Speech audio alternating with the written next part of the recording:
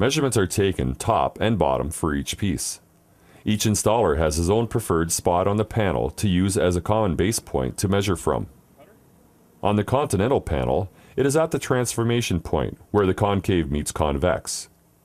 Subtract 1/8 of an inch from the bottom measurement for gable cuts to allow for lapping. Remember, the measurement taken are bend points. An additional 1 to 1.5 inches must then be added to find the final cut line. Multiple measurements should be taken, then the panels cut and bent to minimize travel up and down the roof. Try to complete one field at a time. To minimize waste, pieces from the valley cuts are utilized for hips.